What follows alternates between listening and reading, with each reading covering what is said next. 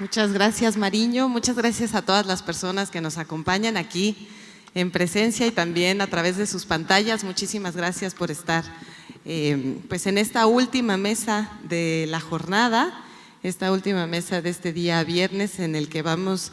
Yo les recomiendo a todos los chicos que están aquí, a los más jovencitos, que es una maravilla además verles, que tengan una libretita a mano, que tengan una plumita a mano, porque de aquí van a salir muchas lecturas.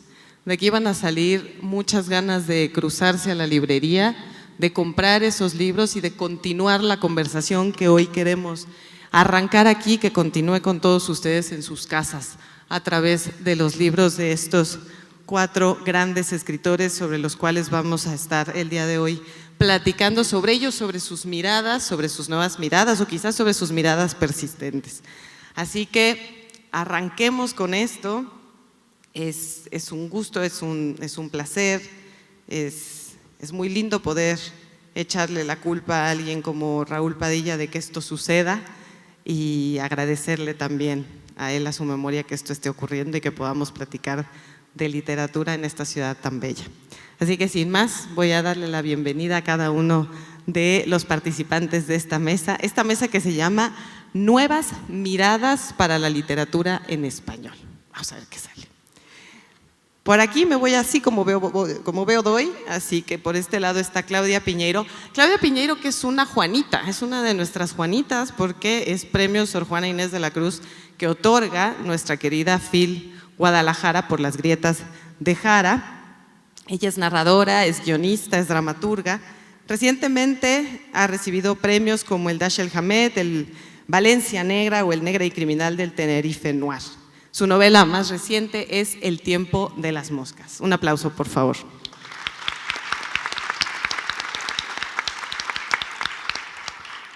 Y ahí está la hermana República de Argentina representada. Ahora nos vamos a España con Miguel Ángel Oeste, quien ha publicado novelas como Bobby Logan, Farley, Arena y Vengo de ese miedo.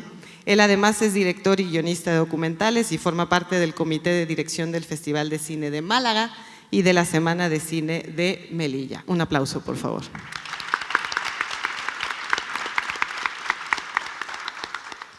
Y desde Perú, pero vía ruta larga, vía Alemania, vía España, ahora llega a Guadalajara Teresa Ruiz Rosas. Ella es narradora, traductora y docente universitaria. Ha vivido en Hungría, España, Alemania, ahora regresa a España. El copista, su primera novela publicada hace 29 años, fue finalista del Premio Herralde y recibió el Premio Nacional de Literatura en Perú por Estación Delirio. Un aplauso, por favor.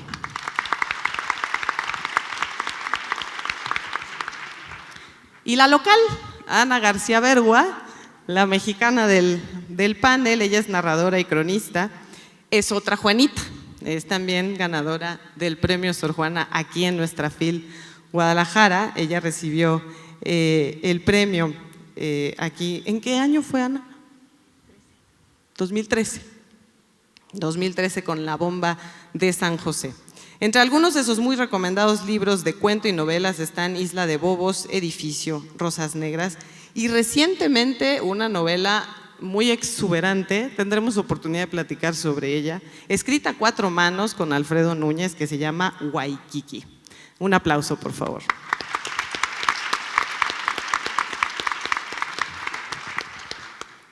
Y yo lo que quiero hacer el día de hoy con cada uno de ustedes es encontrar esa mirada particular sobre la cual vamos a enriquecer nuestras lecturas el día de hoy. Cómo cada uno de ustedes ha tenido algunos cambios en la mirada por tiempo, por espacio, por la forma o la estructura de su literatura. Y quiero empezar contigo, Claudia. Quiero empezar contigo porque justo ahora ya llevas un rato en la promoción de El tiempo de las moscas. Y El tiempo de las moscas se escribe, corrígeme en los datos duros, 17 años, se publica 17 años después de Tuya. Y es una novela que es la secuela de Tuya y que 17 años, bueno, no, para ustedes sí son mucho, para muchos de ustedes, pero 17 años para muchos de nosotros no es tanto. Y sin embargo, en esos 17 años, la mirada de Claudia Piñeiro y de Inés, que es la protagonista, ha cambiado mucho. Cuéntanos, Claudia. Bueno, buenas tardes. Muchas gracias a la Cátedra Vargas Llosa por esta invitación. Muchas gracias a todos ustedes y a todas ustedes por estar acá escuchándonos. Sí, en realidad, una de las cosas que más me atrajo cuando pensé en volver con este personaje o cuando tomé la idea de un amigo, de Guillermo Martínez, un escritor argentino, que me decía, ¿por qué no volvés con este personaje?, es darme cuenta cuánto había cambiado el mundo según los parámetros de Inés. Inés es, en aquella tuya, que era una novela del año 2005, era una mujer absolutamente conservadora, muy ajustada al modelo de mujer pensado para esa época. Es una novela que tiene mucho humor y uno se reía de las cosas que decía ella, y yo creo que 17 años después ya hay cosas que ni siquiera causan gracia, ¿no? Y uno se ríe igual a lo mejor y dice, pobre Inés, ¿no? Pero yo quería traer a esta mujer que en aquella primera novela terminó yendo presa porque había matado al amante de su marido, sale de la cárcel y se encuentra con un mundo que cambió mucho más que esos 17 años en estas cuestiones que a ella la constituían como mujer, ¿no? Entonces se enfrenta a un mundo totalmente distinto, donde las mujeres pateamos el tablero, donde hay muchas reglas que cambiaron, y ella misma dice, yo sabía ser mujer y ahora no sé ser mujer. Y tengo que aprender. Entonces es un recorrido para aprender eso, pero también a mí como escritora me impresionó mucho volver al lenguaje que usé o la forma de encarar la escritura y de construcción del personaje 17 años atrás y cómo tenía que pensar ese personaje hoy. En aquel momento Inés decía cosas como, por ejemplo, cuando uno piensa, y hoy Inés ya no diría cuando uno piensa, sino diría cuando una piensa, por más que sea correcto, que una mujer puede decir cuando uno piensa, pero mi personaje y yo misma me siento rara diciendo cuando uno piensa si me refiero a mí, y entonces diría cuando una piensa, y como eso encontré un montón de marcas del lenguaje que cambiaron muchísimo en estos 17 años. Por supuesto yo no iría a cambiar ese libro que escribí, como me parece que no hay que cambiar ninguna de esas cuestiones que hoy aparecen y que alguien dice, ay, pero esto debería cambiarse porque los tiempos que corren no es adecuado. A mí me parece que cada historia se escribió en el tiempo que se escribió y el que la lee tiene que saber que en ese tiempo pasaban determinadas cosas o se nombraba y se usaba un lenguaje particular. Pero hoy sí, cuando vuelvo con ese personaje y cuando lo traigo a la actualidad, tengo que pensar cómo hablo yo como escritora, cómo habla un narrador, cómo hablan esos personajes y marcar todo el tiempo la incomodidad del lenguaje para un nuevo mundo. Eso en cuanto al tiempo que pasó entre esas dos novelas y lo que pasó también contigo y con el activismo en el que has estado también involucrada. ¿Qué pasa con el espacio? ¿Cómo cambian esas miradas, Teresa? ¿Cómo cambia la mirada de una escritora peruana que no solamente vive y ha vivido en otros países, sino que vive y ha vivido en otros idiomas? Sí. Buenas tardes. Yo me siento muy feliz y honrada de estar aquí. La presencia de Mario Vargas Llosa es para mí realmente emocionante, y de todos ustedes, y agradezco a la FIL y a la cátedra por esta invitación. Bueno, yo siempre escribí a partir de una insatisfacción con la situación de la mujer en determinados contextos, en determinadas situaciones, y me interesó que fuese una mujer libre, que tuviese los mismos derechos que le correspondían como ser humano, aunque la sociedad le hubiera dado otro papel. Y de hecho, antes dijiste que hace 29 años que publiqué El Copista, y es verdad, ¿no? Ahí es una mujer que se permite dar rienda suelta a todos sus sueños, sus fantasías, y no tiene miedo de eso, ¿no? De las consecuencias que puedan tener. Entonces, desde ese punto de vista, he seguido siempre trabajando los personajes de mujeres con esa, digamos, esa intención liberadora, ¿no? Y no solamente en el aspecto erótico como fue en El Copista, sino en el aspecto naturalmente familiar, político y sociológico también, ¿no?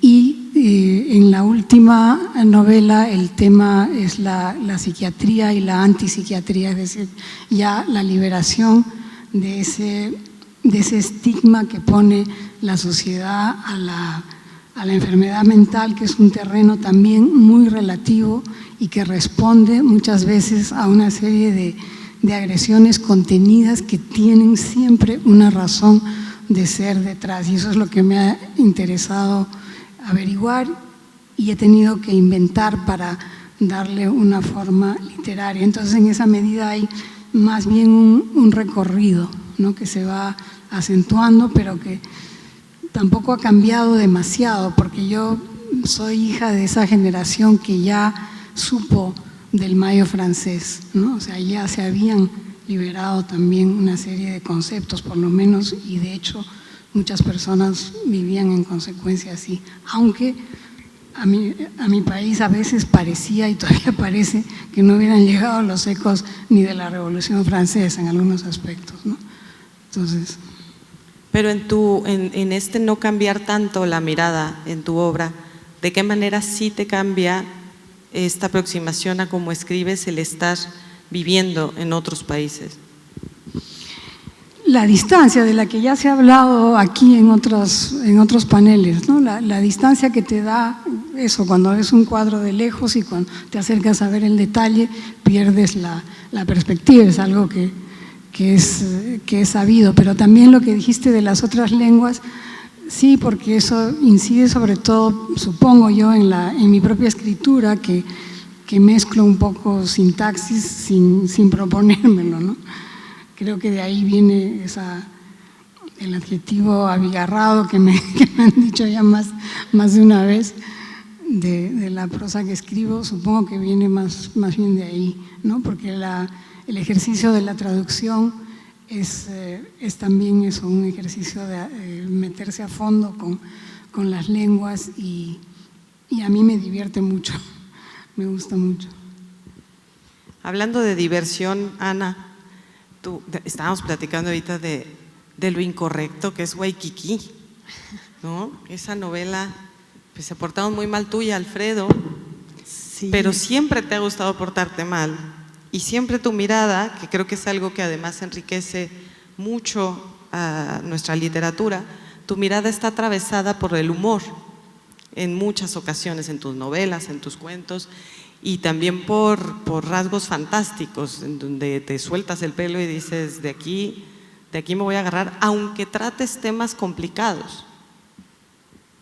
Pues sí, bueno, muy buenas tardes, qué honor, qué alegría estar aquí, qué honor frente a Mario Vargas Llosa, y pues muchísimas gracias a la FIL, a la Bienal por invitarme. Sí, lo del humor, pues no es algo que uno haga deliberadamente, ¿no? Ya es una manera de ver y ni modo, o sea, ya me he hecho a la idea de que aunque me ponga yo muy seria, no va a haber manera. Pero esto del Waikiki, pues sí fue curioso, porque justamente en épocas de pandemia, donde pues todos estábamos muy serios, muy preocupados, muy asustados. Alfredo, este joven colega, Alfredo Núñez Lanz, novelista, que pues somos muy buenos amigos, aunque tenemos 20 años de diferencia, más de 20 años de edad de diferencia, pues nos pusimos a escribir esta historia habíamos estado investigando sobre el asesinato de una exótica de cabaret de los años 50 que se llamó Su Muy Kei, la hermana de Margot Su. Y bueno, alrededor de este asesinato, pues queríamos hacer una novela policíaca que hablara justamente de esa época en la Ciudad de México, los cabarets, durante el alemanismo y justo en un cambio de sexenio que además algún eco tiene de la época y de nuestra época actual.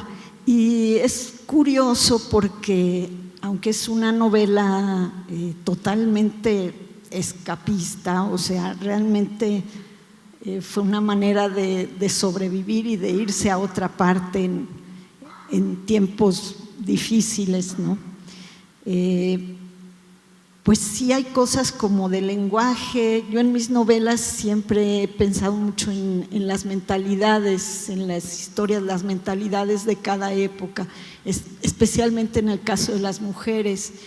Y aquí me daba cuenta de que no solo era la mentalidad, de repente había cosas que uno dudaba si se pueden decir o no, más allá de decir una o uno, que justo hoy en la mañana escribió una cosa y me preguntaba lo mismo, tengo que decir una, pero iba a decir uno. Cosas de la lógica del melodrama, de la lógica del cine mexicano, que tiene mucho que ver la novela con el cine de rumberas y de cabaret. Pues había cosas que enfocadas desde nuestro tiempo, desde nuestra mentalidad, por más que quisieras hacer algo como de museo, ibas a quedar pésimo. Entonces, bueno, creo que quedé muy mal, pero me divertí muchísimo, nos divertimos mucho y fue una manera de encarar, ¿no? Además de la diversión y el reto de escribir a 4 manos. Miguel Ángel, en el tema del lenguaje ahorita me pone a pensar, Ana, en tus novelas lo hemos platicado, hay mucho de rebeldía, hay mucho de esta juventud que está tratando de encontrar un refugio, que se sienten perdidos, que están las drogas, están las relaciones, está la amistad. En Bobby Logan me decías ahora que aunque se publicó con 11 años de diferencia de Vengo de ese miedo, en realidad hace 23 años que la escribiste. Y es un mundo de juventud y es un mundo de inquietudes. ¿Cómo se ha modificado el lenguaje, el uso del lenguaje de los jóvenes de esa primera novela a la última que ahora publicas y que tiene que ver también con eso? Ya hablaremos de la memoria y del nivel de intimidad que hay en la segunda novela, pero en principio este lenguaje pop del que platicábamos en tus novelas, ¿cómo se ha modificado al paso de los años? Bueno, buenas tardes. Muchas gracias a la Cátedra Vargas Llosa por la invitación, a Raúl, a todo el equipo, también a la FIL, porque bueno, la verdad nos están haciendo una estancia muy agradable, a todos ustedes por asistir, a mis colegas. Y bueno, yo creo que creo que era ayer, porque parece que llevo unos pocos días, pero parece que esto que llevo una semana, le estaba dando un poco la brasa a Juan Gabriel, preguntándole, y le comenté una cosa. Y él me puso una cara extraña, creo yo, pero le dije, yo creo que yo no tengo estilo, sino que el estilo lo marca un poco las historias que escribo. Evidentemente uno cuando es joven pues accede a una serie de lecturas y esas lecturas se van a ir modificando con el paso de los años. Lo que me podría interesar con 18 años, igual no me interesa con 40 ni con 50 o sí, ¿no? Yo sí puedo seguir siendo un chaval del Colegio Militar Leoncio Prado, ¿no? Esa maravillosa novela de María Vargas Llosa. Yo creo que el estilo de Bobby Logan es un estilo con el que intenté captar como una juventud, ¿no? Esa juventud de final de los 80, principio de los 90, en la que yo era joven y de una forma muy poco como muy verbal, ¿no? Y creo que mezclar como la oralidad con lo literario, para mí, lo que se considera la alta cultura y la cultura más popular, forma parte de lo mismo, forma parte de mi ADN. Yo sigo leyendo, yo sigo siendo un chaval que puede leer un manga, que puede leer un tebeo y que obviamente lo puedo absorber, aunque de una forma inconsciente y después se puede trasladar a lo que escribo, como puedo leer Kafka o puedo leer Madame Bovary y también lo integro, ¿no? Entonces el estilo lo marca, para mí, en mi caso, en lo que yo voy escribiendo, siempre lo marca la historia. Es decir, yo no creo que Bobby Logan tenga nada que ver, por ejemplo, con Vengo de ese miedo. Son dos novelas muy distintas, pero sí que tú has señalado la memoria. La memoria sí que tiene mucho que ver en todas mis novelas, ¿no? Yo, por ejemplo, siempre había una especie de pugna entre la vida y la ficción, ¿no? Esa especie de combate que para mí es inexistente, que incluso ha hecho ha hecho caer en la trampa a grandes auténticos maestros como Borges, ¿no? Que distinguía a los escritores que se lo debían toda la literatura y los escritores que se lo debían toda a la vida, ¿no? Y yo creo que no hay pugna posible y que todo forma parte de algo que es único. Es decir, la región de la literatura pertenece por fuerza a la nación de la vida, a la que por fuerza todos pertenecemos. No sé si te contesto de esta forma. Contestas y contestas muy bien. Más bien preguntarte y seguir un poco en esa línea para seguir con el tema de la memoria, porque si en algo cambia nuestra mirada siempre es en los recuerdos. Nunca vemos un recuerdo de la misma manera un día o al día siguiente. Pero quiero continuar contigo ahora un momento en el tema de la memoria, porque la memoria para ti es importante en todas tus novelas, pero en la última novela, en Vengo de ese miedo, la memoria es todavía más dura de mirar por lo que ocurre en esa novela y que te toca directamente.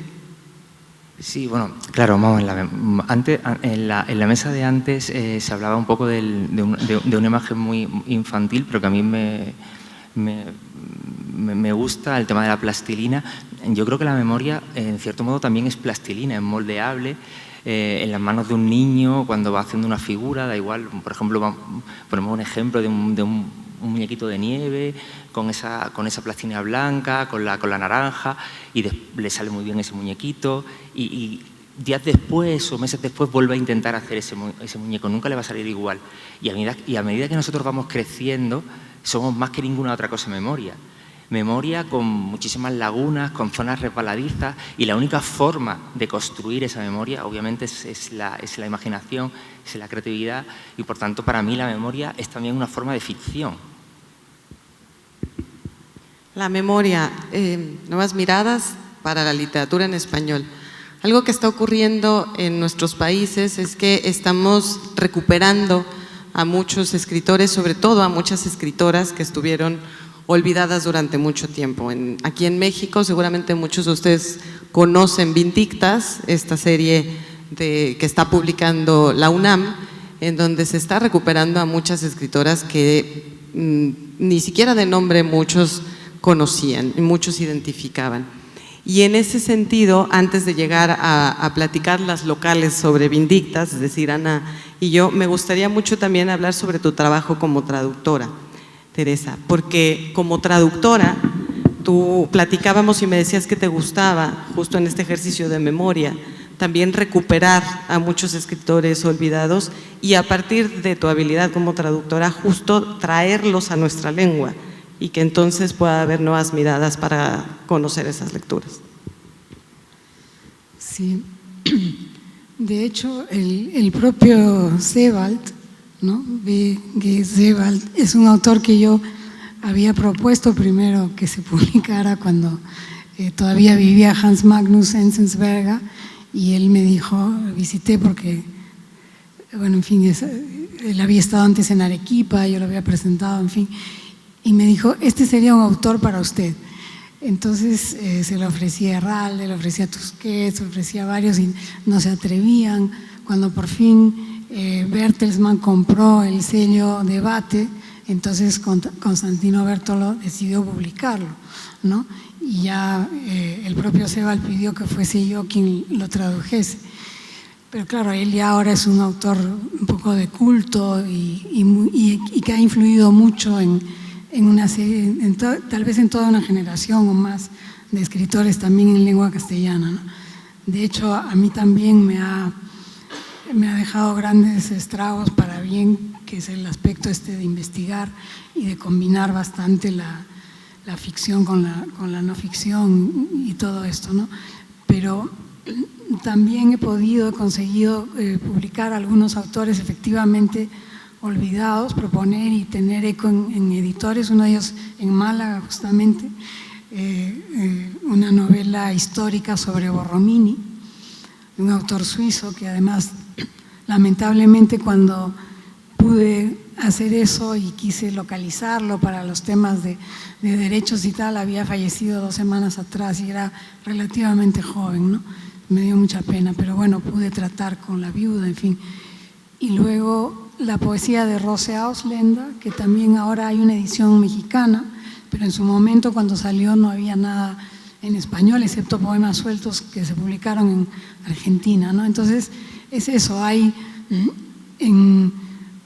tantos autores por descubrir, ¿no? Y de hecho, en mi novela, la segunda que saqué, La falaz posteridad, hablo también de toda una generación perdida de escritores alemanes que no se conocen, ¿no? Y que fueron muy importantes en su momento, o que leerlos ahora sería muy instructivo, también un poco como lo que decía esta mañana Olga cuando se habló de la guerra y la paz, cuando habló ella, mejor dicho, cuando citó algo de la guerra y la paz, para entender una serie de conflictos que se repiten en circunstancias diferentes, pero que tienen un eco muy claro también del pasado. Ana, hablamos mucho de las nuevas voces y justo de las nuevas miradas para nuestra lengua en los nuevos escritores, en las nuevas escritoras, en este auge que hay, afortunado y bello auge de las nuevas voces que están, pero recuperando el tema de la memoria todavía y de los escritores olvidados, las escritoras olvidadas, este trabajo que se está haciendo tan importante con Vindictas, cómo permite además que para muchas generaciones sea prácticamente una lectura de novedad, ¿no? No es un fondo editorial, es una novedad editorial que se está poniendo sobre la mesa para la conversación. Sí, es una colección que está editando la UNAM, publicaciones de la UNAM, de la Universidad Nacional Autónoma de México, y importantísima. Yo todavía recuerdo que hace como 10 años de repente sacó el fondo una reedición de las novelas de Josefina Vicens, por ejemplo. Josefina Vicens, esta autora que fue guionista de cine, fue periodista y una novelista fabulosa. Y como yo corría a la librería porque sabía que se iba a acabar, porque el tiraje era muy chiquito y pues los que habíamos leído a Josefina Vicens o la queríamos leer, pues no iban a estar ya los libros, ¿no? Entonces corrí, literalmente agarré el coche y me fui a la librería a comprar esos libros porque sabía que iban a desaparecer. Y estoy hablando de escritoras más o menos conocidas, la propia Nelly Campobello, que siempre hace 10, 20 años, siempre hay que descubrirla, redescubrirla, volverla a sacar. Ella tuvo una relación con Martín Luis Guzmán, pero más allá de eso, fue bailarina, coreógrafa, y tiene su libro Cartucho, tiene unos relatos de la Revolución, que es de los libros más modernos que se han escrito en México. Y bueno, todas estas autoras como ellas, que siempre había que encontrarlas, descubrirlas, pues Vindictas sí ha hecho una gran labor, y creo que ya no va a seguir pasando esto, ¿no? De estar descubriendo y redescubriendo. Creo que se está difundiendo mucho más la obra de las mujeres, y bueno, pues esperemos que esto siga, ¿no? Claudia, cuando estábamos platicando hace un rato sobre tuya y sobre el tiempo de las moscas, ahora también que estamos hablando sobre el tema de la memoria y que además esta bienal se llama Literatura para tiempos recios, para tiempos complicados, para tiempos convulsos, pienso en el resto de tus novelas y cómo en estos momentos que estamos viviendo, con muchas cosas, ya se habló acerca de la guerra, pero también pensemos en el cambio climático, también pensemos en las movilizaciones de las mujeres, también pensemos en las dolorosas imágenes de la migración, tanto en nuestros países como cruzando el charco. ¿De qué manera tú ahora te enfrentas a tu literatura? No necesariamente porque tengas que hablar acerca de esos temas, aunque hay temas que te interesan de esos y que has estado tratando, pero ¿de qué manera te enfrentas también cuando todo esto tiene esa caja de resonancia que tenemos ahora y que no hay manera de que no afecte la mirada de un escritor? Bueno, antes quisiera hacer una pequeña reflexión de lo que venimos hablando, que me llama la atención que ni en esta mesa que se llama Nuevas Miradas, ni en ninguna de las anteriores, hablamos de nuevos autores, ¿no? Siempre estamos hablando de los autores anteriores a los cuales admiramos y que todos leímos. Yo me acuerdo cuando fui jurado de Alfaguara que el presidente era Mario Vargas Llosa, yo temblaba, estaba ahí sentada en la mesa y tenía un ejemplar de Pantaleón y las visitadoras en la mochila que dije el último día yo se lo hago firmar, pero todos estaban muy serios y me daba vergüenza y el último día lo saqué de la mochila y además tenía una tapa prohibida que él se la quedó mirando y yo no sabía, y era una tapa de una foto que después hubo que cambiar, no sé. Atrás mío todos los del jurado al día siguiente le trajeron el libro para firmar. Entonces, digo, esto no va en contra, digamos, de la admiración que tenemos por los anteriores o por nosotros mismos, pero ¿por qué no nos estamos recomendando autores nuevos y autoras nuevas en estas mesas? Y estamos hablando de las nuevas miradas y siempre vamos hacia atrás, ¿y por qué no estamos conversando de estas cosas? Hace poco estuve en el Festival de Centroamérica Cuenta y me tocó desayunar con Emiliano Monjes y él sacó la libreta y me decía, contame qué nuevos hay en Argentina, porque estoy desesperado por estar leyendo gente nueva. Y me parece que también para hablar de las nuevas miradas tenemos que hablar de los nuevos autores. Entonces yo le dije, ¿leíste a Marina Clos? Y me dice, ya la leí. ¿Y leíste a Alejandra Camilla? No, Alejandra Camilla no, y se la anotó. Y yo me anoté las que él me decía. Y a mí me pasó en una FIL Guadalajara que me encontré con Laura Niembro, como siempre, y me dice, acá hay una autora argentina extraordinaria que va a estar en una mesa.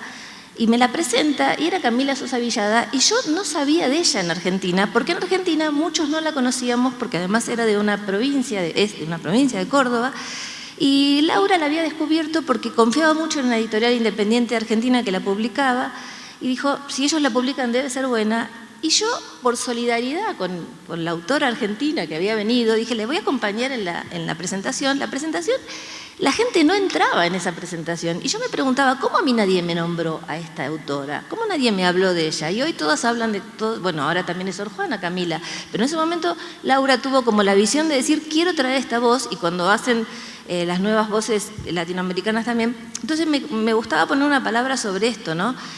¿Por qué no nos estamos recomendando también los nuevos y las nuevas autoras que andan dando vueltas por ahí, que son tan importantes como en una mesa como esta también, ¿no? De las nuevas miradas. Así que yo ya tiré algunos nombres por ahí. Les dije que tuvieran cuadernito y pero al que quiera tengo un montón de nombres más porque me da como mucha desesperación también de leer gente que esté escribiendo hoy con una mirada diferente sobre todos estos temas que vos decís. Vos decís, ¿qué me pasa a mí con esos temas? Cuando yo escribo una novela no estoy pensando en qué tema está en el aire y lo voy a traer y entonces voy a escribir sobre ese tema. Pero como dijo Antonio Tobuque en Autobiografías Ajenas, los escritores tenemos como antenas paradas que detectan lo que está dando vueltas por ahí y lo bajas a palabras rápidamente. Entonces a mis personajes les pasa, como yo escribo novela muy contemporánea, les pasa las mismas cosas que me pasan a mí. Y cuando algún periodista me preguntaba en el tiempo de las moscas, ¿cuáles eran los temas que vos querías traer a la novela? Y yo jamás pensé en función a temas. Yo pensé, bueno, estas dos mujeres salen de la cárcel, estuvieron 15 años adentro privadas de su libertad, salen y se encuentran ¿con qué temas? Con los mismos temas que nos enfrentamos nosotras, con que quizás nos cuesta más conseguir trabajo, con que si son además expresidiarias les va a costar mucho más conseguir trabajo, con las cuestiones que tienen que ver con los cuidados, con la transición de género, con un montón de temas que están dentro de lo que nos pasa a las mujeres, pero no porque sean temas que yo traigo, porque también los trabajo en el activismo, sino porque me parece que si mis personajes salen a la calle se van a encontrar con los mismos asuntos, problemas y miserias con las que me encuentro yo cada día, ¿no? Venga, nuevas voces, ya lo puso Claudia. Vamos recomendando lecturas. Sí, Teresa, por favor. Sí, yo quería también agregar un poco a lo que preguntaste antes, que para mí algo muy importante fue también, y combina con esto de nuevas miradas, ver desde otro punto de vista a personajes que ya existían, digamos, en la literatura desde siempre, como es el caso de la mujer que se prostituye, ¿no? Yo tengo esta novela Nada que declarar y ahí creo que hice por decirlo de algún modo, un ejercicio de lo que esta mañana hablaba Marwan, del esfuerzo de la empatía que tiene la literatura, porque traté de ver desde una perspectiva de la mujer que está en esa situación y de todo lo que eso implica para su cuerpo, ¿no? para su alma, para vida cotidiana, etcétera, etcétera, ¿no? Entonces a veces se sorprenden. Hace poco, ya no recuerdo dónde escuché, pero alguien hablaba de un hombre, de qué potencia, que podía en una noche tener no sé cuántas relaciones, qué sé yo, pero nadie se plantea qué es lo que tiene que vivir una mujer que está además forzada, por ejemplo, a prostituirse, ¿no? Entonces, creo que en ese sentido sí va cambiando un poco la forma de escribir a partir de eso, de que pueda entrar una sensibilidad desde una perspectiva de mujer, ¿no? A mí no me gusta, nunca me ha gustado esta etiqueta de literatura femenina, etcétera, porque creo que no tiene que ver con el espíritu de la literatura, pero sí creo que hay un enfoque diferente, ¿no? Y con la memoria ocurre también lo mismo, ¿no? Lo que se recuerda y lo que no puede ser enfocado desde sensibilidades diferentes. Ana, ¿quieres comentar algo acerca de esto? Pues bueno, sí, que hay literaturas incatalogables, ¿no? Lo cual a mí me alegra mucho. De repente hay literatura de la violencia, literatura femenina, como dices, a mí tampoco me gusta que se hable de literatura femenina. No se habla de literatura masculina, entonces ¿por qué hay que hablar de literatura femenina?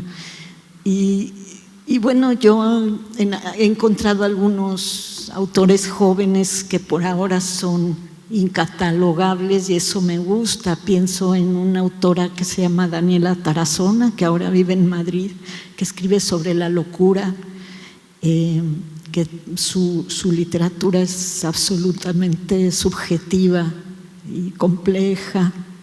Otra autora, Claudina Domingo, que escribió una novela de sueños, con la lógica, ¿no? Casi un poco un retorno al surrealismo y a las narrativas oníricas. Pienso, bueno, son autores mexicanos, desde luego. Soy una ignorante, debería saber más de autores de otros lugares, jóvenes. Pienso en Jorge Comensal.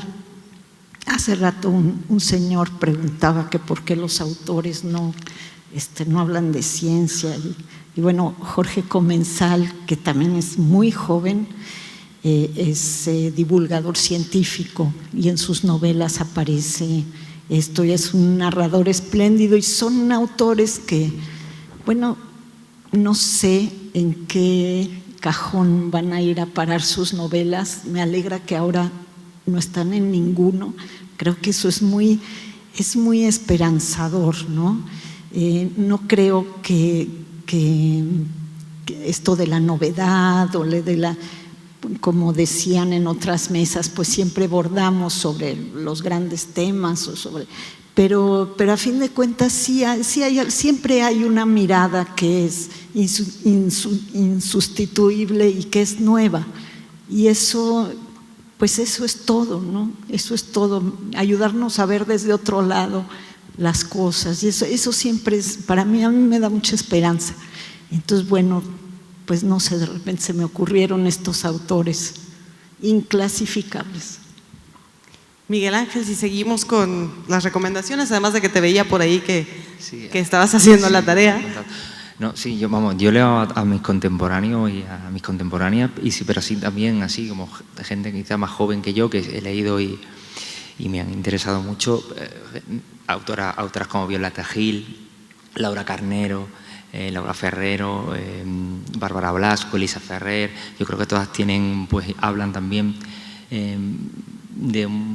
desde la escritura, y que creo que también yo conecto con ellas, porque consideran la literatura y la escritura como ese espacio donde los miedos y las violencias latentes que se plantean de cualquier ser humano, y por tanto también de cualquier estado, de cualquier país, y son, creo que historias que también apelan a esa pregunta universal de quiénes somos, ¿no? El gran tema del siglo XXI, que es el tema de la identidad, ¿no?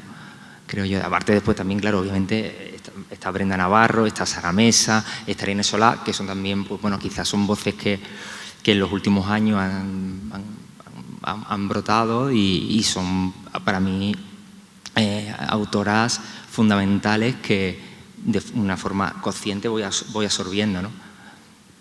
Y está Dolores Reyes, que entró con todo cuando... Sí, yo sumaría Dolores Reyes, Belén López Peiró, que es una escritora jovencísima que vive en Barcelona ahora haciendo una tesis, pero que tiene un libro súper potente que se llama ¿Por qué volvías cada verano?, que es una historia bastante autobiográfica sobre un abuso de una niña joven que volvía al lugar donde estaba su tío todos los veranos porque la mandaban sus padres, y entonces está el expediente judicial.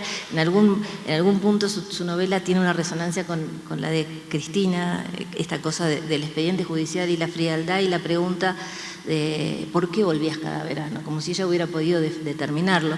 Esa novela que escribió me parece que es de una potencia tremenda.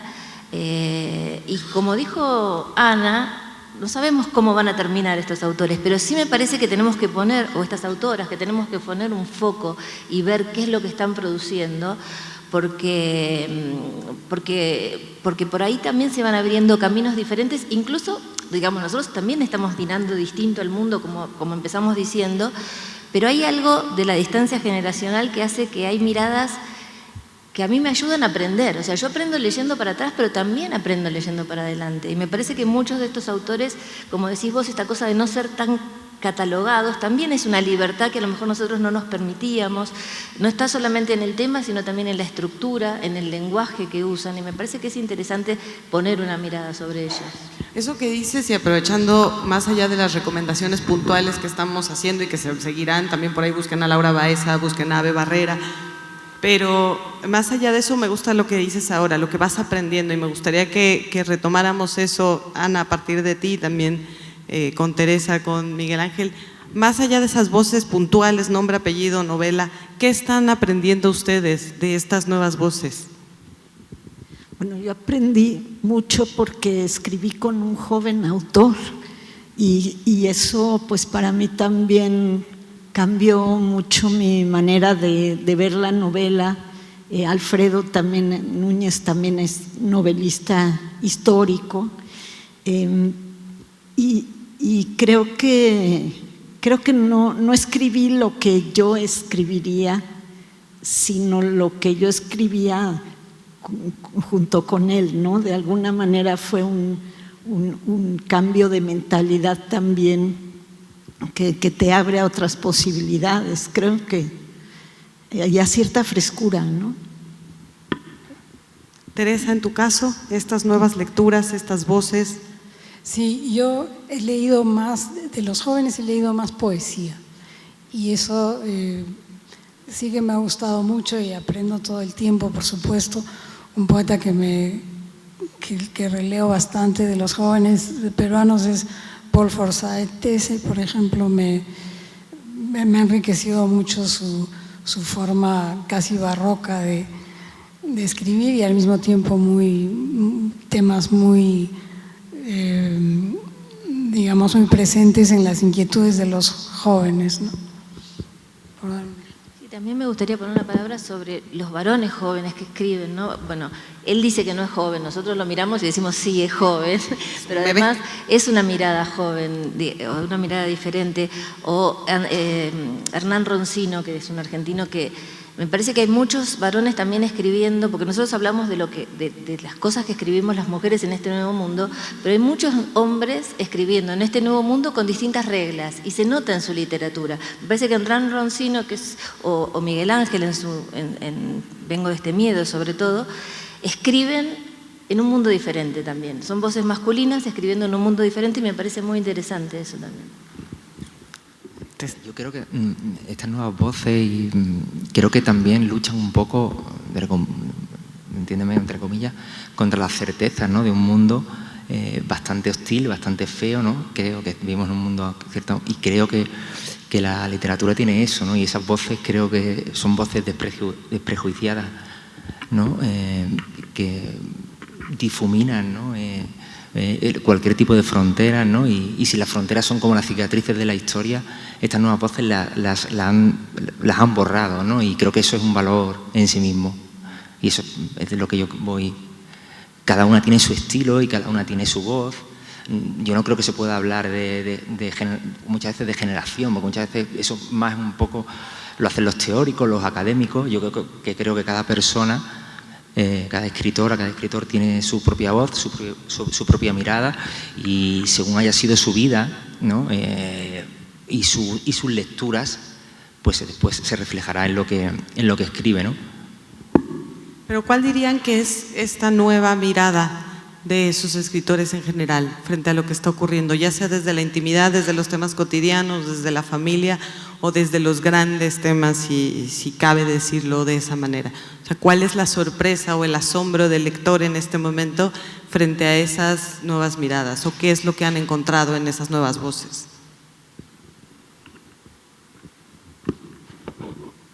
Creo que hay un aspecto interesante también que tiene que ver con, por ejemplo, en el caso del Perú, ¿no? La celebración del Bicentenario.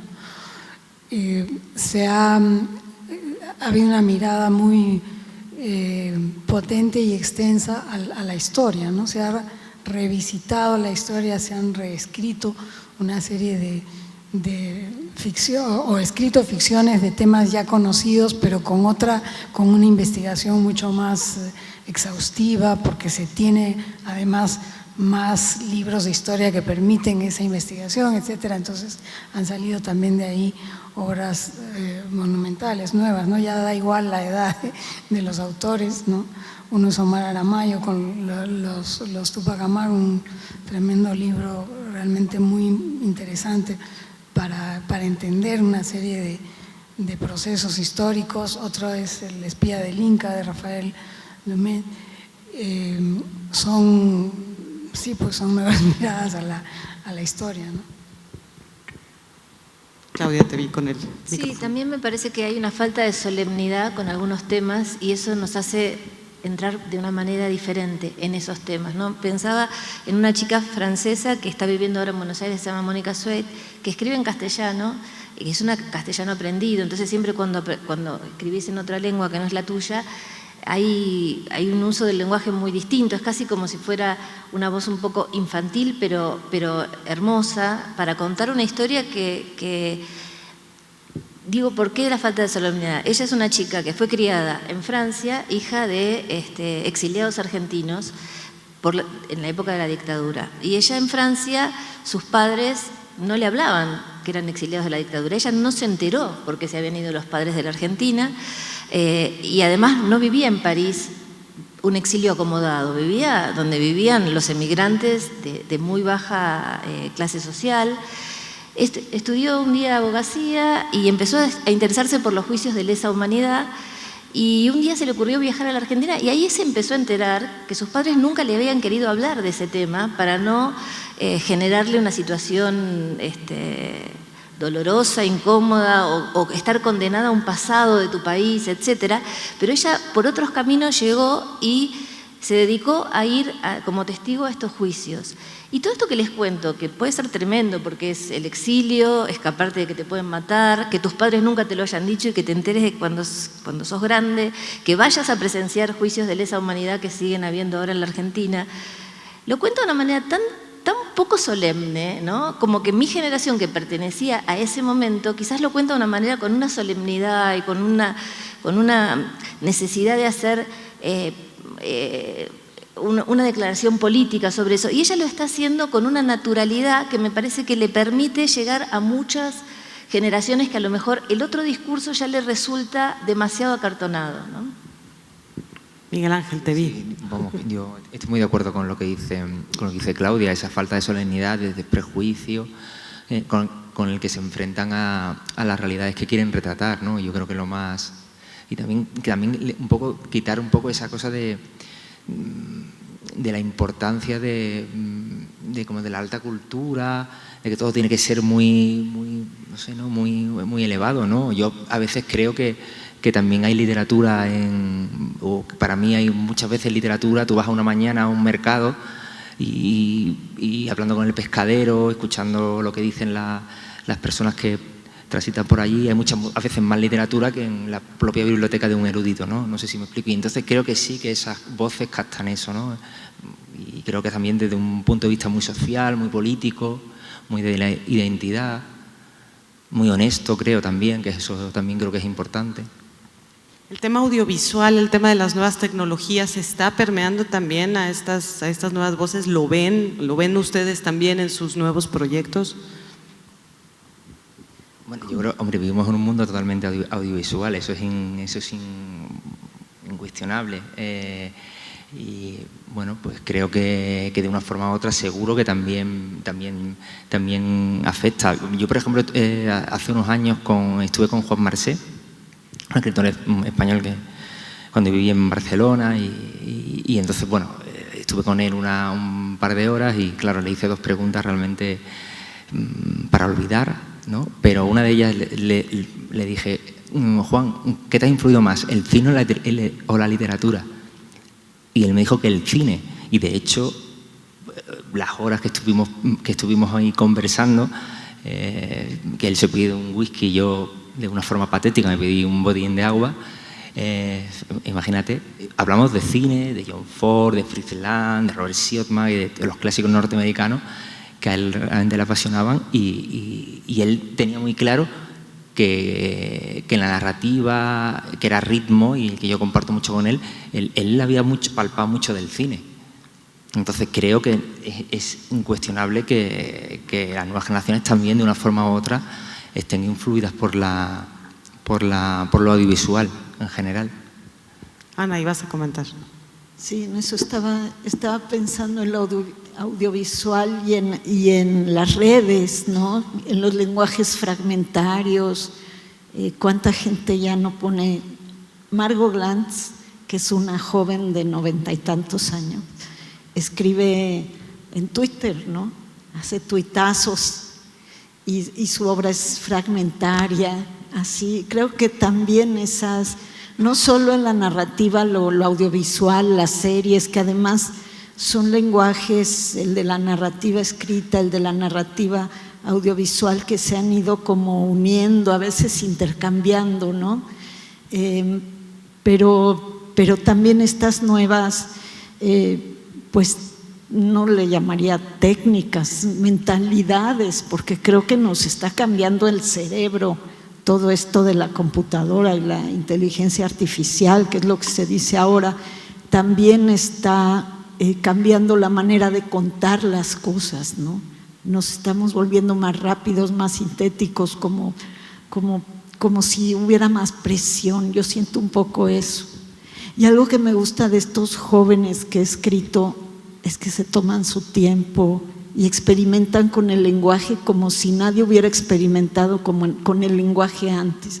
No cargan como nosotros el peso de todo lo que se escribió antes y todo lo que uno escribió antes. Es como si la obra fuera un pequeño lastre que nos quitara valentía en cierto sentido. Bueno, hay a quienes no, ¿verdad? Y bueno, y estos jóvenes que de repente se lanzan y usan las redes y usan todos estos lenguajes que hay ahora, herramientas, pues me parece fabuloso. A mí como que eso me está abriendo un mundo, más que cerrármelo y más que deprimirme, me está abriendo un mundo que siento que pelea contra todo lo espantoso que está pasando. No, yo fíjate que Ana, lo haría matices, ¿no? Por ejemplo, porque una cosa para mí es el tema, por ejemplo, una película, una serie, y otra cosa es todo que creo que en el mundo en general, no estoy descubriendo nada, creo que esto es muy superficial, cada vez más banal, con todo el tema de la inteligencia artificial, se le está intentando dar esa inteligencia artificial a las máquinas y todo, pues bueno, pues las características, ¿no? Las emociones, los sentimientos de los seres humanos, y los seres humanos cada vez nos abrazamos menos, nos tocamos menos, somos más autómatas, más tontos, vamos más bobos. Y yo, por ejemplo, ahí sí que no veo un avance, fíjate que lo veo un retroceso desde mi punto de vista, y creo que hay como mucho descubrimiento como de la pólvora, pero que no es ahí, yo no creo que se esté avanzando en la narrativa, ¿no? Esto que también sería para un debate en sí mismo, ¿no? y otra cosa, claro, son los clásicos, John Ford, que te hace un plano y es otra cosa. No creo que sea, yo, de mi punto de vista, no es lo mismo, y sí que discrepo en ese aspecto, y creo que de hecho los móviles y todo esto, y toda esta nueva tecnología nos está perjudicando desde niveles de concentración a muchas otras facetas de la vida. No sé, yo estoy más a pesar de los aplausos, estoy más con Ana. No, pero en este sentido, yo creo que las nuevas tecnologías no solamente pueden influir en los escritores, influyen en los lectores muchísimo. Los lectores cambian. A partir del cine, los escritores pudimos hacer ciertas operaciones en la literatura porque el cine había entrenado al que estaba del otro lado a hacer elipsis, a hacer un corte a otra cosa, a encadenar distintas situaciones. Hay cambios que se dieron en la literatura a partir del entrenamiento del que está del otro lado. Entonces me pregunto, una persona que hoy ve Succession, por ejemplo, que es una historia que te están contando con unos personajes tremendos y demás, ¿qué va a pedir de la literatura después de ver esa historia? Porque esa historia no podemos decir que es una historia mal contada, que es una historia que no tiene personajes, o que es una historia que no tiene buenos diálogos, tiene todo eso. Entonces, el que está viendo ese tipo de producto audiovisual va a tener un entrenamiento que después le va a pedir también al texto le va a pedir otras cosas, pero también que tenga esa intensidad de historia, como las que cuentan algunos productos audiovisuales. Por supuesto hay productos audiovisuales muy malos, hay series muy malas, como también hay libros muy malos, pero hay historias contadas a través del audiovisual como esta, y puedo nombrar muchas otras, que me parece que van entrenando una forma de que te cuenten historias, ¿no? Esa cosa de la tribu donde nos poníamos todos alrededor del fuego para que alguien te cuente una historia, el narrador de Benjamin y todo lo que sigue. Bueno, hoy hay un entrenamiento de ese que está escuchando que va a exigir otra cosa a la literatura. No sé exactamente qué es, pero creo que se va formando una idea de lo que es una historia contada que puede ser diferente a la que traíamos, ¿no? Sí, pero bueno, Miguel Ángel y Teresa. Sí, yo no estoy, igual me he explicado mal, yo no estoy discutiendo eso porque esa serie es fantástica y no estoy hablando de las buenas series, ni lo que es el cine ni la serie. Yo estoy hablando de otro tipo de cosas, de las nuevas herramientas, todo el tema de la inteligencia artificial, todo el tema de las redes, estoy hablando de otra cosa. Para mí el cine y la serie no son competidoras de la literatura, aunque me parece que son dos medios distintos y la elipsis está desde el comienzo, ¿no? Pues la elipsis, antes incluso que el cine. Sí, yo empiezo por decir que soy cinéfila de primera hora. Era miembro de un cineclub a los 14 años ya en la pacata Arequipa, como diría Mario. Pero sí me preocupa mucho ahora que Claudia ha tocado este aspecto de cómo recibe el espectador la literatura, es que justamente se convierte en espectador, ya no en lector, y eso me parece muy grave porque ya no hay la posibilidad de imaginarse cómo es ese personaje sobre el cual uno está leyendo, ya tiene ahí a tal actor, a tal actriz, entonces a la larga hay como una pereza en la imaginación que se va asentando y que cada vez es más grave, diría yo. Eso creo que sí es muy importante diferenciar. Pero bueno, por ejemplo, las personas que ven Succession, ¿no? ¿Vos no crees que leen? Yo conozco un montón de gente que es fanática de la serie y es muy buena lectora. ¿Que ven qué, perdón? Esa serie, Sucesión, no, es una serie que está de moda ahora porque está de moda, no importa, pero te quiero decir, hay series muy buenas que la ve gente que es muy buena lectora también, que no dejan de leer porque ven esa serie, me parece a mí, ¿eh? Claro, que no es que se ponen perezosos y dicen, no, entonces yo ahora no voy a leer. Van a buscar otra cosa en el libro. Me pregunto qué más le van a pedir al libro que no encuentran en esa historia, ¿no? Es que los que ven esa serie, yo creo que son lectores. Lo que pasa es que es verdad que el nivel, sobre todo con todo el tema del móvil, y yo me pongo también, me incluyo, hemos perdido una capacidad de concentración absoluta y en las nuevas generaciones se ve, porque cuando yo voy a colegio es una cosa palpable y ahí está la cosa. Es decir, que claro, que hay mucha menos paciencia para leer y eso, pero evidentemente un chaval no ve esa serie. Y está viendo TikTok, y está viendo vídeos cortos, todo muy sincopado, o si ven películas, incluso las películas que ven de Marvel, yo las he visto, las ven a cámara rápida. Es decir, es otro tipo de cosas, no tienen esa paciencia, mientras que el libro evidentemente te conecta con... A mí no me gusta generalizar nada. Yo conozco un montón de chavales, como decís vos, porque yo no digo chavales, pero te entiendo. Chicos, jóvenes, ¿sí? jóvenes. Que ven series y que leen, y por ejemplo, The Last of Us es una historia que está basada en un videojuego, pasó de un videojuego a una serie, y es extraordinaria como historia. Y yo que conozco chicos que ven esa serie y también leen. No creo que sea, yo creo que no le tenemos que tener miedo a esa competencia. No, yo confío un poco más en el que está del otro lado y no pienso que porque eso se da digerido, entonces dicen no leo más. Quizás le despierta ganas de ir a ver otras cosas, ¿no? De ir a ver algunas otras historias. No estoy tan segura. Tengo un poco más de confianza, me parece, en esas generaciones que la que planteamos, ¿no? Tenemos que despedirnos, pero claro, dejar heridas abiertas pues tampoco está bien, hay que cerrar los círculos. Y en ese sentido, me parece que lo que han estado comentando ustedes, por un lado, tiene que ver con la reflexión sobre las amenazas que ahí están y que todos lo hemos vivido, y quienes somos padres lo hemos vivido, y la amenaza de la atención, y la amenaza de la concentración, y la amenaza de poder disfrutar de la ficción en muchos formatos, ¿no? De poder disfrutar de una ficción sola, sin que haya otras cosas alrededor que estén distrayendo.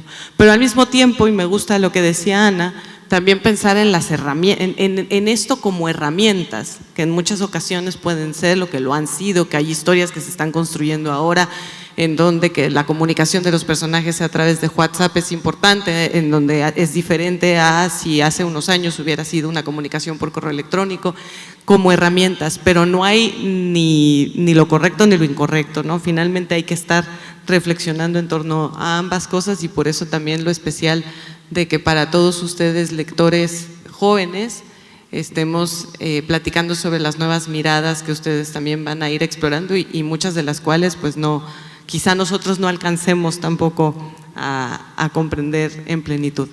¿Quieren hacer un ultimísimo comentario a alguien para no dejar nada en el tintero? Porque ya nos tenemos que despedir, pero no me gustaría que se fueran con algo pendiente. Pues yo ya nada más recalcar esto no podemos saber, ¿no? Siempre hay una pequeña puerta que se llama no podemos saber, y eso pues da pie para esperar que las nuevas narrativas, las nuevas miradas pues nos van a sorprender, ¿no? Y nada más. Gracias.